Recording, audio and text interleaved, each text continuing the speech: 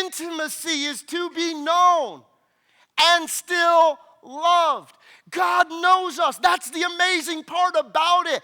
We are so foolish at times to think in some way we can hide ourselves from God, like somehow He doesn't know what's up, like somehow we can hide in some fashion or some way. Do you know when God ever asks a question, He's not looking for information?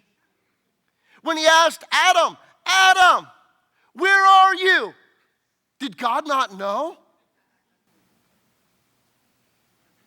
The question was, did Adam know where he was?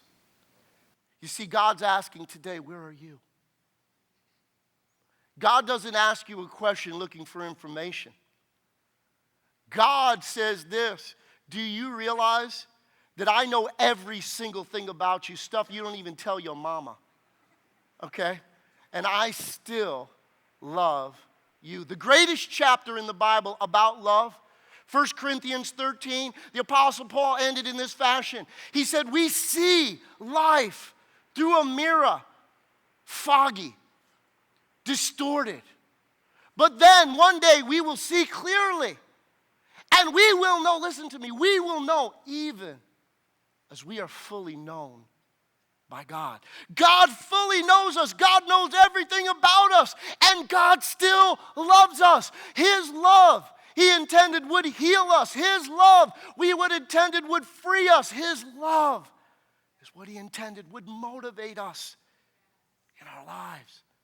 And when we allow God's love to get inside of us, to pierce through all, it already sees through the barriers we attempt to create. But when we come to this realization that God loves me here, Jesus told a story about a boy who left his dad and went out into the world. And he lived in all forms of corrupt life. The meaning of that story was to show us the heart of the Father. And you and I need to recognize, listen to me, when that boy came to his senses, that his father was good. It was good in his father's home. Now, he didn't realize, he figured he'd have to just take the role of a servant. I mean, that's what he deserved. He heard his father. He ran from his father, and that's what you and I need to recognize. See, God still pursues us. God still chases us. God still loves us, even though we've hurt Him so many times. Like I asked my wife to go out, and she rebuffed me. She said no again and again and again. How many times has God pursued us, and we said no, not now?